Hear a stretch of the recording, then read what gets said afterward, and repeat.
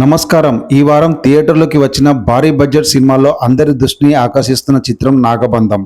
యువ హీరో విరాట్ ఖన్నా నటించగా అభిషేక్ నామా దర్శకత్వంలో వచ్చిన ఈ సినిమా ప్రమోషన్స్ అండ్ ట్రైలర్స్లో మంచి బజ్ క్రియేట్ చేసింది.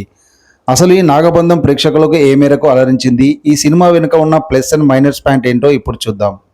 కథలోకి వెళ్తే 1962 కాలంలో హిమాలయాలో పురావస్తు శాఖ పరిశోధనల నేపథ్యంలో కథ మొదలవుతుంది.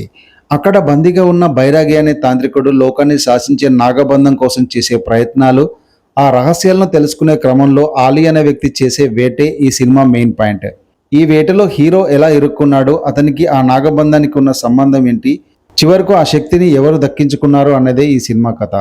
ముందుగా పాజిటివ్ గురించి మాట్లాడుకుంటే, నిధి అన్వేషణ, ఫ్యాంటసీ, అడ్వెంచర్ అనే కాన్సెప్ట్ ఎప్పుడూ ఆడియన్స్కి ఇంట్రెస్టింగ్గా ఉంటాయి. నాగబంధం చుట్టూ అల్లుకున్న ఫస్ట్ హాఫ్ కథనం ప్రేక్షకులను బాగా ఎంగేజ్ చేస్తుంది. సినిమాలో హైలైట్ ఏంటంటే దీని స్కేల్. అనంత పద్మనాభ స్వామి, రంగనాథ స్వామిగా చూపిస్తూ క్రియేట్ చేసిన ఆ వరల్డ్ సెట్టింగ్స్, విజువల్స్ వండర్గా ఉన్నాయి. చాలా రిచ్గా అనిపిస్తుంది. హీరో విరాట్ ఖన్నా తన స్క్రీన్ ప్రెజెన్స్తో ఆకట్టుకున్నాడు. యాక్షన్ సీన్స్లో తన ఎనర్జీ బాగుంది. నభా నటేష్, దక్ష నగర్కర్ రోల్స్ కథలో కీలకం.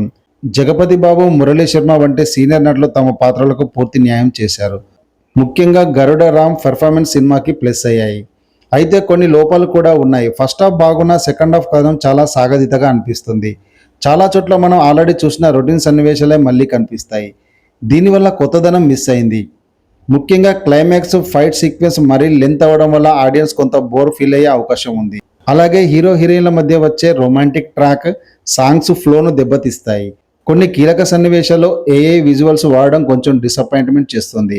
అంతా భారీ ఖర్చు పెట్టినప్పుడు మరికొంత క్వాలిటీపై దృష్టి పెట్టాల్సింది. సాంకేతిక విషయాలకు వస్తే ప్రొడక్షన్ డిజైన్ చాలా అద్భుతంగా ఉంది. బ్యాక్గ్రౌండ్ స్కోర్, కెమెరా పనితనం కొన్ని చోట్ల మెప్పించాయి. దర్శకుడు అభిషేక్ నామా మంచి కాన్సెప్ట్ను తీసుకున్నారు, కానీ ఎడిటింగ్ విషయంలో ఇంకాస్త కేర్ తీసుకొని నిడివి తగ్గించి ఉంటే బాగుండేది. ఫైనల్గా చెప్పాలంటే నాగబంధం అడ్వెంచర్ సినిమాలను ఇష్టపడే వారికి ఒక ఆప్షన్ అవుతుంది.